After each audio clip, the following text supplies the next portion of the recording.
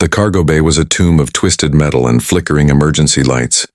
Captain Mara Chen stood in the center of the wreckage, a strip of torn fabric clutched in her bleeding hands. 3 Kresh raiders circled her like wolves around wounded prey. She should have been running. She should have sealed the bulkhead and saved herself. Instead, she planted her feet and wrapped the cloth, faded blue with white stars, her father's memorial flag, around her shoulders like armor. The Kresh clicked their approval. Easy meat never ran toward the teeth. Mara had been flying the long shot for 6 years, ever since the treaty ended the border wars and left 1,000 freight lanes open for anyone desperate or stupid enough to claim them. She was both. The long shot was a J-class hauler, pre-war surplus, held together by spite and improvisation. It suited her. She ran medical supplies through contested space, the routes nobody else wanted, carrying cryopods and surgical equipment to colony worlds still rebuilding from the fighting. The pay was marginal. The risks were constant. She flew alone. Her father's flag hung in the cockpit, sealed in a carbon frame. Commander Richard Chen, Earth Defense Force, killed in action defending the Titan evacuation ships. 16,000 civilians saved. 1 destroyer lost with all hands. Mara had been 19, academy-bound, when the notification came. She never enrolled. She bought the long shot instead and started flying the routes her father had died protecting. The universe had moved on. Humanity had earned its place in the coalition through blood and stubbornness, the species that refused to break even when breaking made sense. Other races still didn't understand them. Humans were small, fragile, short-lived. They had no venom, no armor, no natural weapons. They should have been prey. Instead, they were survivors. Unpredictable. Dangerous when cornered. The kind of species you didn't provoke unless you were certain of the outcome. Mara had thought she was certain. 3 days from the Kepler relay carrying a single passenger. A cryopod with a 7-year-old girl dying of Venn syndrome. 40 hours to the nearest surgical facility. Routine run. Then the Kresh appeared. The ambush was textbook. They disabled her engines with a magnetic pulse, clamped onto her hull and cut through the cargo bay door with plasma torches. Mara had maybe 90 seconds. She could have made it to the cockpit, sealed the pressure door and held out until coalition patrol arrived. Standard protocol. Acceptable losses. The cryopod would have depressurized. The girl would have died in her sleep, frozen and dreaming. Mara went to the cargo bay instead. She grabbed a cargo hook from the tool rack and positioned herself between the breaching point and the pod. The metal around the door glowed white, then orange, then peeled away like foil. 3 Kresh dropped through, sleek and scaled, their predator eyes adjusting instantly to the dim light. Reptilian, bipedal, twice her mass. Their species had ruled their home system for 10,000 years by being apex. They wore their confidence like second skin. The lead Kresh saw her and stopped. Its crest flared in surprise. Behind it, the other 2 spread out, flanking. Pack tactics. They clicked to each other in their own language, high-pitched and derisive. Mara understood enough to get the gist, alone, small, already wounded. They thought she was in shock. Humans froze sometimes, broke down. This would be over quickly. Drop the tool, the lead Kresh said in broken coalition standard. Cargo is ours. You live, maybe. Mara didn't drop the hook. She pulled the flag from her belt. She'd grabbed it from the cockpit frame on her way down and wrapped it around her shoulders. The fabric was worn soft from years of handling, faded from the radiation of a dozen systems. She could smell the storage preservatives, the ghost of her father's cabin, the memory of his dress uniform at the memorial. She thought of him standing on the bridge of the Indomitable, watching the evacuation shuttles break atmosphere, knowing what was coming, staying anyway. There's a child in that pod, Mara said quietly. You're not touching her. The Kresh clicked again. Amusement.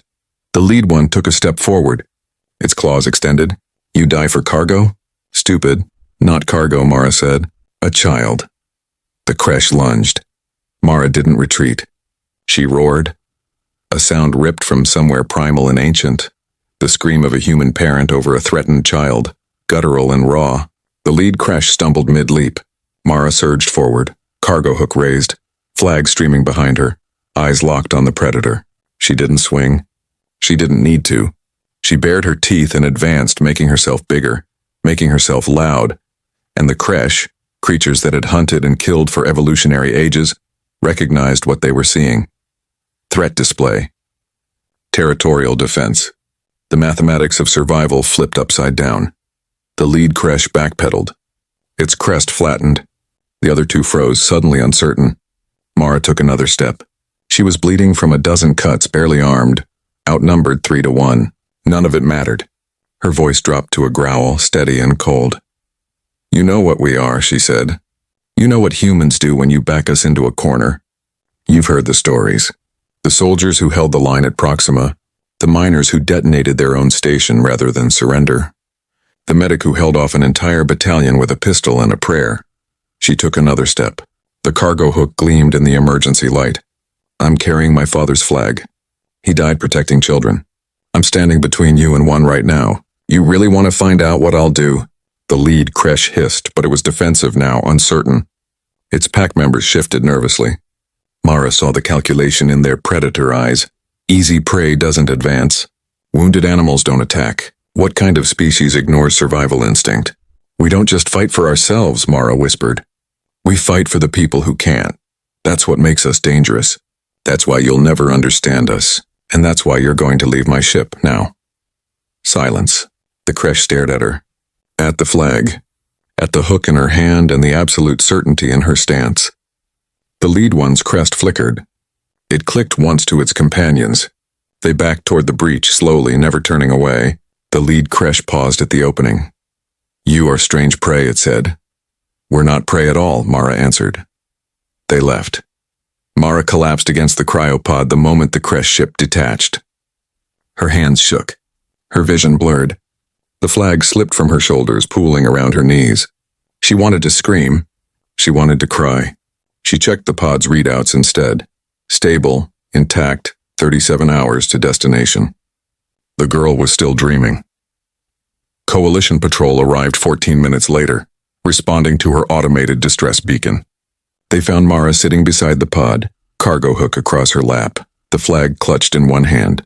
The patrol captain, a grizzled Terran veteran named Santos who'd served with her father, took one look at the flag and nodded slowly. He didn't ask questions. He understood. "Medical evac for the passenger," Mara said. Her voice was hoarse. "I'll follow in the long shot once my engines are patched." "You need medical attention," Santos said. "I need to finish the job." Santos studied her face, then saluted. "Your father would be proud, Captain." Mara didn't answer.